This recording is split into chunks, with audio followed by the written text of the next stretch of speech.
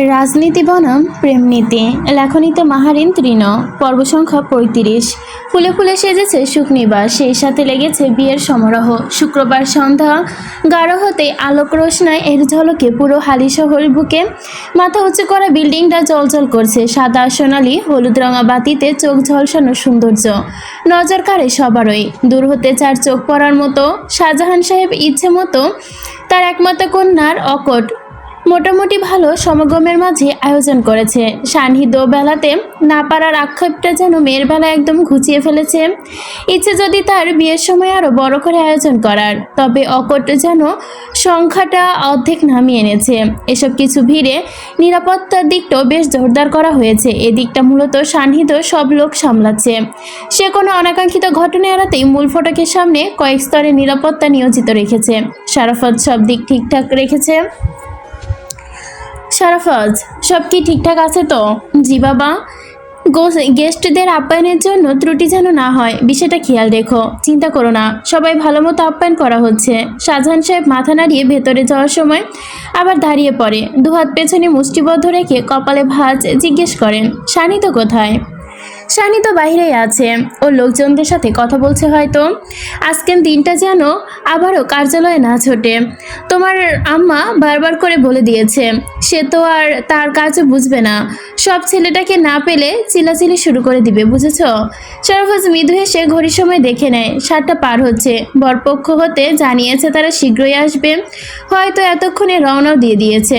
আচ্ছা, সমস্যা নেই, আমি ওকে বারণ করব। তুমি ভেতরে গিয়ে রেস্ট নাও, এখন একটু পরেই হয়তো ওনারা চলে আসবে। রওনা হয়েছে সম্ভবত। আচ্ছা। বাবা চলে যেতে শারাফত পকেট হতে ফোন বের করে লনের ধারের কাছে এসে দাঁড়ায়। কল লাগায় সান্নিধ্যকে। এই একটি ব্যক্তি, ভরসা করা কঠিন। কার্যালয়ে যাওয়া তার পক্ষে অসম্ভব কিছু নয়। কই তুই? গেটের বাইরে রাস্তার ওপরে। কি করছিস? দাঁড়িয়ে আছি। ওই পর্যন্তই সীমাবদ্ধ থাক, তার বেশি বাবারাস না। বাবা মাত্র তোর খোঁজ করে গিয়েছে, আজকের দিনটা কোনো রকম ঝামেলা করবি না। তোকে তো বিশ্বাস করা কঠিন। একটু পরে ভেতরে চলে আসবি। আসছি। সানিধ্য ফোন কেটে সামনে আসতেই ব্যক্তির সঙ্গে ফের কথা বলায় উদ্যত হয়। কালো বেটে ধরনের লোকটা মুখরেখায় সামান্য উদ্বিগ্নতা ভর করলেও স্যারের সামনে স্বাভাবিক থাকার চেষ্টা করে। সে নিজেকে বিষয়টাই দ্বিধাগ্রস্ত। 10তলা বিল্ডিং স্যার, দিনে রাতে শত শত মানুষ আসে যায়। কালকে দুপুরে 1টা থেকে 2টায় আপনি কোথায় ছিলেন? আমি 4তলাতেই ছিলাম তখন। গ্রাউন্ড ফ্লোরে সিসি ক্যামেরায় ফুটেজ আছে, চেক করতে হবে স্যার। ম্যানেজারের সাথে কথা বলে ফুটেজটা আমাকে পাঠানোর চেষ্টা করেন। আর হ্যাঁ, যদি ফুটেজে না থাকে তাহলে সত্যি কথা বলবেন, মিথ্যা বলে পেঁচাবেন না। আমি এক্ষুনি গিয়ে বিষয়টা দেখছি। আপনি চিন্তা করবেন না স্যার। আমি চিন্তা করছি না, আপনি যেতে পারেন। লোকটি বিদায় নিল সান্নিধ্য হতে। ফোনটা বন্ধ করার জন্য প্রস্তুত হয়। আগাম কয়েক ঘন্টা সকল কল হতে বিরত থাকার চেষ্টা। শান্তির আকদের সম্পন্ন হওয়ার সময়টুকু সে দিতে চায় তাকে। কিন্তু বাসায় প্রবেশ করার মুহূর্তে ফোন সুইচ অফ করতে গিয়ে মস্তিষ্কে বেজে অন্য এক সুর। সমান্তরাল কপালে রেখার ভাঁজ দেখা দেয়। কিছু সময়ের জন্য নিজেকে অমীমাংসিত হিসেবে নিকেশ করে। মুখ শান্ত রেখেই ফোনটা পকেটে ঢুকিয়ে নেয়। কোনো এক কারণে তা বন্ধ করা হয়ে ওঠে না আর। বাসার অভ্যন্তরে ড্রয়িং রুম জুড়ে শোরগোল হয়ে আছে মুখরিত। বাচ্চা থেকে বয়স্ক সবাই একযোগে লেগেছে। সোফায় আসে সান্নিধ্য মামা, শাহজাহান সাহেব, 2জন বন্ধুসহ কিছু আত্মীয় স্বজন। বিস্তার আলাপে তারা এখন একে অপরের সাথে ব্যস্ত। নেতা সাহেবের বাসায় আসতে দেখে রাজনীতি নিয়ে কথা উঠবে না, সেটা কি হয় নাকি? দেশের রাজনীতি হালচাল, কোর্ট কাছারি, বিচার বিশ্লেষণ নিয়ে বেশ তৎপর চলছে। আরে এমপি সাহেব, এদিকে আসুন, আপনাকেই প্রয়োজন। সান্নিধ্য ওপরে যাওয়ার পথে ডাক শুনে গতি পরিবর্তন করে। ড্রয়িং রুমে উপস্থিত সবার সাথে কর্ণমর্দন করে, ক্ষীণ হেসে তাও। অতঃপর পা ওপরের দিকে এগোতেই এক হাত ছাড়িয়ে শরীর এলিয়ে পড়ে সোফাতে। কি অবস্থা এমপি সাহেব, কেমন চলে দিনকাল? আপনি তো বেশ জনপ্রিয়, তুঙ্গে রয়েছেন দেখছি। আজকে সকালের পত্রিকায় আপনার নিউজ দেখলাম। কালকে 4-4টা সাইট পরিদর্শন গিয়েছেন। নিজ হাতে বেশ জোরে সোরে স্বাভাবিক তদারকি করছেন। এই তো করতে হচ্ছে আর কি।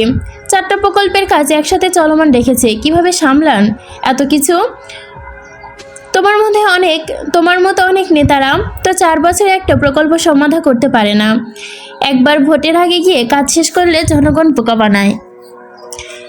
একসাথে 4টা প্রকল্পের কাজ শুরু করা হয়নি, সময় তারিখ ভিন্ন রয়েছে। কাজগুলো সম্পন্ন করা আমার কাছে গুরুত্বপূর্ণ মনে হয়েছে, কষ্ট হলেও আমি করেছি। এখন কে কীভাবে নিবে সেটা তাদের বিষয়। এজন্য সরকার মন্ত্রীও রয়েছে। বড় মামা আলগোছে মাথা নাড়িয়ে বলেন, তা তো অবশ্যই। কালকে খবরে ফটাফটি গ্রামটি নিয়ে যেন না পড়ে। ও আচ্ছা, ভোজপুর মনে আছে?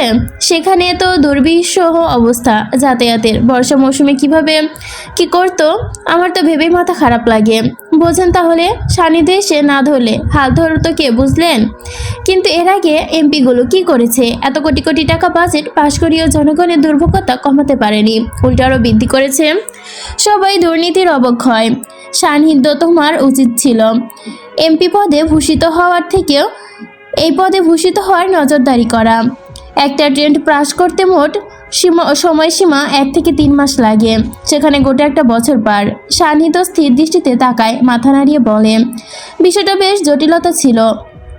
স্থাবর জায়গা তো চাইলেও সঙ্গে সঙ্গে কোনো প্রকল্পের কাজ শুরু করা যায় না। এজন্য অনেক মেসেজ বা মেনটেন করতে হয় অনেক কিছু। এর ওপরখানকার মাটির সমস্যাও ছিল। পাইলিং করতে ইঞ্জিনিয়ারিংরা অভিযোগ জানায় এক্সট্রাভাবে মাটি ফেলা হয়। সেটা মোটামুটিভাবে স্থায়ী হওয়া পর্যন্ত অপেক্ষা করতে হয়েছে। এখন মুখে বললেও তো আর কাজে সঙ্গে সঙ্গে হয়ে যায় না। আপনারা বাজেট দেখেন, টেন্ট পাস করেন, অথচ কাজ দেখেন না। কিন্তু ফলাফলের সময় আমাদের গোষ্ঠী উদ্ধার করতে হয় অনায়াসে। শেষ কথা উপস্থিত সবার মুখে চাহাচাবি করে, শোরগোল বসে যায় চারদিকে। বড় মামা হালকা কেসে বলেন, আরে না না, কি যে বলো, সমালোচনা একটু তো নিতেই হয় বাবা। নেতা হলে আলোচনা সমালোচনা তো থাকবেই। সরকারের লোক তোমরা, পাওয়ার আলাদা। সেখানে পাবলিক ফিগার থেকে একটা বাকস্বাধীনতা তো থাকতেই পারে। সান্নিধ্য হালকা হাসে, শক্ত দীপ্তি চাহনিতে তাকিয়ে বলে, শুধু সমালোচনা দিতে কি পোষায় আঙ্কেল? মায়ের না খেলে কি জমে নাকি? আমি যতদূর জেনেছি তোমার সম্পর্কে, তুমি মেবি একটু কমই মায়ের খাও, মায়ের দেওয়াই একটু বেশি স্যাটিসফাই মনে করো। সেরকম কিছুই না। আমার বিপক্ষ দল বাক স্বাধীনতার অপব্যবহার করে ফেলে মাঝে মাঝে, তাই একটু একটু সক্রিয় হতে হয় আমাকে। অধিক সক্রিয় হয়ে আবার খুন খারাপের মধ্যে যেও না যেন। মায়েরটাই ঠিক আছে, তবু খুন খারাপই ভালো জিনিস না। না না ভাই, আমাদের সান্নিধ্য রাগ বেশি থাকলেও এসব খুন খারাপের মধ্যে ঢোকে না। ওকে দ্বিধা দ্বারাই এসবে আমরা আশা করি না। স্বভাবে একটু গরম, এই আর কি। বড় মামা নিঃসংকোচ বার্তায়। সান্নিধ্য চোখ তুলে তাকায়, দেখে তার হাতে কিছুটা দূরে দাঁড়ানো সারফাসকে। ঠোঁটে তার বেশ খানিকটা প্রসারিত, মুখভঙ্গি দেখে অনুমান করা যাচ্ছে মাত্র বলা কথাগুলো হজম করতে পারেনি, একটু বেগ পোহাতে হয়েছে, তবে মজা পেয়েছে। খুব খবরদারি ভালো জিনিস নয়। তবে নেতা সাহেবের ঝুলিতে প্রায় 8টার কাছাকাছি হয়ে গিয়েছে। তিথি এবং শেহরিনের পরনে আজকে একই ধরনের লাল খয়েরি মিশ্রিত জামদানি শাড়ি। মিসেস নাজনিমের দেওয়া উপহার বাড়ির 2 বউকে। এর সাজের পোশাক আজকে মিলে গিয়েছে। ধরতে গেলে শাশুড়ি মায়ের ইচ্ছে হয়েছিল, নয়তো তিথি স্বইচ্ছে কখনো শেহরিনের সঙ্গে মিলিয়ে পড়তো না। তবে অন্যান্য দিনের তুলনায় তার মন মেজাজ আছে প্রফুল্ল। কিচেন হতে শুরু করে সব জায়গায় শেহরিনের সঙ্গে হেসে হেসে কথা বলেছে, একসঙ্গে কাজের ফাঁকে ফাঁকে গল্পও করেছে। অন্যদিকে শেহরিনও আজকে নিজেকে বেশ ব্যস্ত রেখেছে সাংসারিক কাজে। শাশুড়ি মায়ের দিক নির্দেশনা সকল কাজ হাতে হাত লাগিয়ে করছে। মনের মধ্যে এক অন্যরকম আনন্দ ধরা বইছে তিথি ভাবির ব্যবহারে। মনে মনে সে আল্লাহর কাছে প্রার্থনা করছে, কারাও তারা সারা তার আল্লাহর কাছে বলছে, তিথি ভাবি এমনই রেখো, আর যেন আমার প্রতি রেগে না থাকে। শেহরিন হয়েছে? জি ভাবি হয়েছে। আচ্ছা, আমি তাহলে তাসিনকে একটু রেডি করিয়ে দিয়ে আসি, তুমি এদিকটায় নজর রেখো বলে বেঁধে রেডি করে না আনলে ও আসবে না। ছেলে কিছুই করে না একা একা, আম্মা এখনই চলে আসবে। সমস্যা নেই ভাবি, আমি এদিকটাই আছি, আপনি যেতে পারেন। তিথি কিচেন ছেড়ে যেতেই শেরিন ছোট্ট করে স্বস্তির নিঃশ্বাস ছাড়ে। ঠোঁট জুড়ে তার নির্মল হাসি প্রফুল্ল হয়। আজকে সব কিছু কেন জানি ভ্রমের মতো লাগছে তার। তিথি ভাবি হুট করে অমূলক পরিবর্তন তাকে বিস্ময় করে তুলেছে প্রতিনিয়ত। সানজি আর মুহিদের এতক্ষণে 2 চা মিলে আলাদাভাবে প্লেট ডেকোরেশনের কাজটা সম্পূর্ণ করেছে। ডান হাত জুড়ে শেহরিন কাবাবের তেল লেগে আছে। ধুতে যে মুহূর্তে হুট করে তার কানের সোনালি ঝুমকাটা খুলে ফ্লোরে পড়ে যায়। এক হাতে সামলে অন্য হাতে কোনো রকম হাতখানা ধুয়ে নেয়। এখন এটা কিভাবে লাগাবো আমি? স্বর্ণের ভারী ঝুমকো পরা পর থেকে অস্বস্তি শুরু হয়েছিল শেহরিন। এত ভারী ভারী গহনা পরার অভ্যাস যে তার কোনো কালেই ছিল না। ছোট্ট একটা দুল পড়েছিল, কিন্তু শাশুড়ি মায়ের আদেশ আবার পরিবর্তন করে ফেলতে হয়। ভয়ে মুখ ফুটে বলতেও পারেনি আমি অভ্যস্ত নই। কান লাল হয়ে এসেছে, উপায়ন্তর না পেয়ে বাম কানের দুলটাও খুলে ফেলে। ইস শান্তি, এতক্ষণে মনে হচ্ছে কান ছিঁড়ে পড়ে যাবে। অস্বস্তিকর লাগছে দুল পরে। পেছন হতে শাশুড়ি মায়ের কণ্ঠস্বর পেতেই মৃদুভাবে শরীর ঝাঁকুনি দিয়ে ওঠে শেহরিনে। চোখ দুটো বড় বড় হয়ে যায়। সে হাতের দুমুঠোয় চেপে ধরা ঝুমকো জোড়া। প্রত্যুত্তর দেওয়ার আগে মিসেস নাজিম সামনে এসে দাঁড়ায়। বললে না কেন তাহলে? আমার ডান কানের দুলটা খুলে পড়ে গিয়েছিল।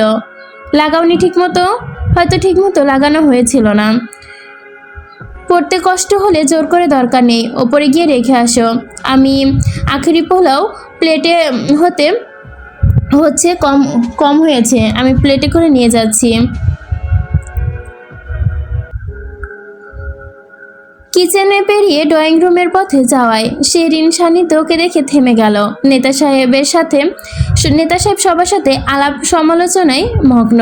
এক পলক নিজের হাতে ঝুমকো চোরার দিকে তাকিয়ে কিছু একটা ভেবে তড়িৎ পায়ে হেঁটে নেতা সাহেবের দিকে ছোটে। চলমান আলাপ আলোচনার এক ফাঁকে একটু সুযোগ পেতে শেহরিন সান্নিধ্যের কসরত জায়গায় গিয়ে দাঁড়ায়। খানিকটা মাথা চেকে ফিসফিস কণ্ঠে বলে, এই দুলটা একটু রাখুন আপাতত, আমি একটু পরে এসে নিয়ে যাচ্ছি।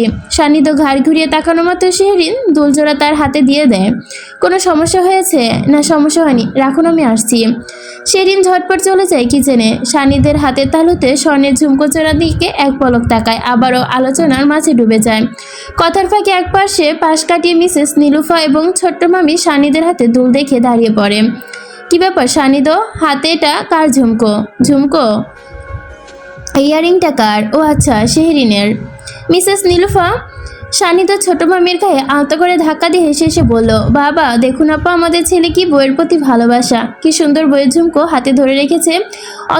অথচ তার চাচু কোনোদিনও আমার ব্যাগটা পর্যন্ত ধরেনি। তার মামাও একই রকম। আপা, মেয়ে মানুষের জিনিসপত্রে নাকি তার লজ্জা লাগে। ভাগ্নের দেখে একটু শিখতেও তো পারে। ভালো ভালো বাবা, ভালো।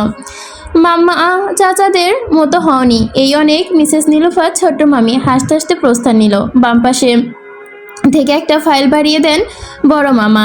এক হাতে চোখে চশমা পড়তে পড়তে বলে, সান্নিধ্য এই ফাইলটা একটু দেখো। কিসের ফাইল এটা? আমাদের নতুন কনস্ট্রাকশনের নোটিশ দিয়েছে। হাতের ওইটা টেবিলে রেখে দাও। সান্নিধ্য বড় মামার কথায় অগ্রাহ্য করে শার্টের বুক পকেটে ঝুমকো রেখে দেয়। অতপর হাতের বাড়িয়ে ফাইলটা নিয়ে দেখতে লাগে। এহেন কাণ্ডে বড় মামা কিচিৎ হেসে ফেলে। মেয়েলি জিনিসপত্র আবার পকেটে কে রাখে? বউয়ের মূল্যবান, বইয়ের জিনিসপত্র মূল্যবান, আর মূল্যবান সব কিছুর ওপর স্থান তো বুকেই হয়। অবাকের মূল আনুষ্ঠানিকতা শুরু হয়ে গেছে। অবশেষে বরপক্ষের আগমন, আকদের অনুষ্ঠানও শুরু। ঘড়ি ধরে ঠিক 8:30টার দিকে প্রবেশ করে সুখনিবাসে তাদের। একে একে 3টা গাড়ি অভ্যন্তরে এসে দাঁড়ায়। নিচতলা হতে শোরগোল ভেসে আসে কানে। বধূরূপী কন্যা নড়ে চড়ে ওঠে। ভারী লেহেঙ্গা আর গহনার ভারে এক প্রকার চেন নুয়ে পড়েছে সে। আপু, ভাইয়া এসেছে, জারিন একটু পানি এনে দে। তুমি এত পানি কেন খাচ্ছ আপু? সঞ্জু নাজুক চোখে তাকায়, শুকনো গলায় বলে, বুঝতে পারছিস না, শুধু পানি পিপাসা লাগছে। ওহো, তুমি বেশি নার্ভাস হয়ে পড়েছ। তানিশা আপু, শেহরিন ওরা কোথায়? সবাই ব্যস্ত অতিথি আপ্যায়নে। তোমার শাশুড়ি বাড়ির লোকদের উষ্ণ অভ্যর্থনা জানাচ্ছে। সবাই এসে গিয়েছে মনে তো হচ্ছে। জারিন পানি এগিয়ে দিতেই ঢকঢক করে খেয়ে নিল সে। বুকের মধ্যে যেন এক অজানা অনুভূতি শৈবল বেঁধে যুদ্ধে নেমেছে। স্থির হতে পারছে না সে। এই তো তোমাদের হলো। তিথি, তানিশা, শেহরিন একসঙ্গে প্রবেশ করে সঞ্জির কক্ষে। এগিয়ে এসে শত ব্যস্ত হয়ে বলে, এই মেয়ে চলো, এখন নিচে যেতে হবে। ভাবি দেখো না, আপু খুবই নার্ভাস ফিল করছে। বিয়ের সময় একটু নার্ভাস ফিল করে মেয়েরা, সিরিয়াস কিছু না, এখনই যেতে হবে। রাত 9টা বাজতে চলেছে, আর কত দেরি করতে চাও? না মানে কোনো মানে টানে নেই, চুপচাপ চলো। শেহরিন তিথি দুজন। সঞ্জি দুপাশে দাঁড়ায়, আলতো হাতে হাত ধরে ধীরে ধীরে পদযাত্রা বাড়ায় বিয়ের আসরের দিকে। শেহরিন যাওয়ার পথে কানে কানে ধীরে কণ্ঠে বলে, আমি তোমার ছোট্ট হয়ে বিয়ে করেছি, আর তুমি বড় হয়ে ভয় পাচ্ছ মেয়ে। বিয়ে মনে হয় খুব একটি সাহসের কিছু নয়, বুঝলে? হয়েছে তো, ঠিক আছে, দেখবো আপনার কত সাহস হয়। এসো এসো, দেখবো। আপনার নেতা সাহেব যখন বাসায় থাকবে না তখন কিন্তু দেখাতে হবে সাহস। হবে তাহলে। হুশ, সাহস দেখে ভয় পেলাম আমরা। আপনার অনেক সাহস। সানজি নিচের দিকে এসে বসানো হলো নির্ধারিত আসনে। মুহিতের পরিবারের সকল আত্মীয় স্বজন একে একে এসে কুশল বিনিময় করে নতুন বইয়ের সাথে। সানজিকে দেখে সবারই বেশ পছন্দ হয়েছে। উষ্ণ আলিঙ্গনের সঙ্গে আদরে বার্তায় নববধূকে আগলে নেয় প্রত্যেকে। সান্নিধ্য দূর হতে বোনটাকে ক্ষীণ দেখে হাসে। ছোটবেলায় আম্মা সানজিকে লাল শাড়ি পরিয়ে বউ সাজিয়ে ছবি তুলে রাখতো, পুতুলের মতো লাগতো দেখতে। সানজিকে সম্ভবত তাদের কোনো ছেলের আত্মীয় স্বজন বা কোনো কালেই নেয়নি, কিংবা স্পর্শ করতে দেয়নি, আদর করতে দেয়নি ছোটবেলায়। এক্ষেত্রে শারাফাত সান্নিধ্য কঠিন নিষেধাজ্ঞা ছিল। দুজনের কেউ কোনোভাবে তাদের বোনকে স্পর্শ করতে দিত না অন্য কাউকে। মনে পড়ে সানজির স্কুলে যাওয়ার দিন।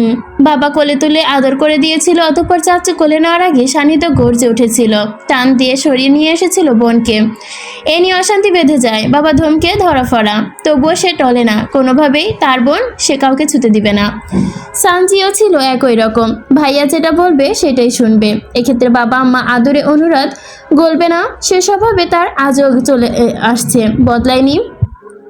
সান্নিধ্য বা শারাফত যেটা বলবে এক বাক্যে সেটা মেনে নয় তার ধর্ম, কিন্তু বাবা কিংবা আম্মা হাজার বুঝেও মানাতে পারবে না। পাথুরে বুকে কেমন যেন শূন্যতা অনুভব করে সান্নিধ্য। মনে হচ্ছে ভেতরটা কেউ টেনে হিসে ছোট্ট করে বের করে নিয়ে আসছে সানজিকে। তাদের যত্নের পুতুল দূরে সরিয়ে নিয়ে যাচ্ছে। এই মেয়ে ছাড়ো তো, এইবারই শূন্য খাখা করবে, থাকবে কিভাবে? জরিমানা করতে হবে কেন? কি ভাবছিস? এই মেয়ে এত তাড়াতাড়ি বড় হয়ে গেল কেন? মেয়েরা চোখের পলকে বড় হয়ে যায়। ওকে দেখে আমার সাজানো সেই পুতুলের মতোই লাগছে, অথচ আজ নাকি ওর সত্যিকারের বিয়ে। শারাফত মলিন হাসে, নিস্তব্ধ ব্যথার আর শূন্যতায় ভর করে বুকটা জুড়ে। দুপুরে হতে গলা দিয়ে কিছু নামেনি তার, শুধুমাত্র সৌজনের খাতিরে হাসি মুখে বজায় রেখে কাজ চালিয়ে যাচ্ছে নীরবে। বোনের জন্য যে তারও বুকটা পুড়ছে, বুকের ভেতর বইছে অসমকালীন ঝড়। শক্ত হ সান্নিধ্য, ওর সামনে নরম হলে ভেঙে পড়বে ও। সানজি যদি পছন্দ না করতো মুহিতকে, ওকে কখনো কোনোভাবেই বিয়ে দিতাম না আমি। আর যদি কিছু হয় শুধু মাত্র এই ইচ্ছায়। একটা চিন্তা আছে বোনের জন্য। তোমার তো কখনো মনে হয়নি সানজি বড় হয়েছে, ওকে বিয়ে দিতে হবে? এখন 7 বছরের মাথায় 2 শিং বাঁধা সানজির চোখের সামনে ভেসে উঠছে আমার ভাইয়া। রাত 9টা। হুট করে বিয়েবাড়ি আমেজ স্তম্ভিত হয়ে ওঠে মুহিতের চাচার কথায়। সবাই আসলেও এখন অবধি পৌঁছায়নি মুহিত, অথচ সে নাকি সবার আগে বের হয়েছে। এদিকে সবাই ভেবেছিল মুহিত হয়তো সবার শেষে রওনা দিয়েছে, তাই হয়তো একটু সময় লাগছে। অথচ আশ্চর্য, এত সময় তো লাগার কথা না। মুহিতের বাবা মুহিতকে ফোন করলো, ছেলে এখনো আসছে না কেন? ফোন বন্ধ। মুহিত একাই ছিল গাড়িতে। জি, নতুন গাড়ি কিনেছে কালকে। ওর ইচ্ছে ছিল সর্বপ্রথম সানজিকে তুলবে গাড়িতে, এই জন্য কাউকে নেয়নি সঙ্গে। আমরা তো আর জোর করিনি। সানজি দূর হতে সবার কথাবার্তারা শুনে শেরিনের হাত চেপে ধরে আতর্কিত চোখে তাকায়। কি হয়েছে? মুহিত আসেনি এখনো? কিছু হয়নি আপু, ভাই এখনই এসে যাবে। তুমি প্লিজ শান্ত হও, কোনো ভয়ই নেই, কিছু হবে না ইনশাল্লাহ। এখন আসছে না কেন তাহলে? এই তো এসে যাবে, পথঘাটের ব্যাপার, একদম ঠিক সময়ে পৌঁছে যাবে, চিন্তা করো না। আমার ভীষণ ভয় লাগছে। সময়ের মতো সময় বয় উপস্থিত অতিথিরা হয়ে ওঠে অধৈর্য। বরের আত্মীয় স্বজনের বাবা মা এসেছে, অথচ বরের কোনো খোঁজ নেই। শুরু হয়ে যায় চারপাশে কানা ঘোষা। ফোনে ফোনে অস্থির হয়ে ওঠে অপর পাশের ব্যক্তি।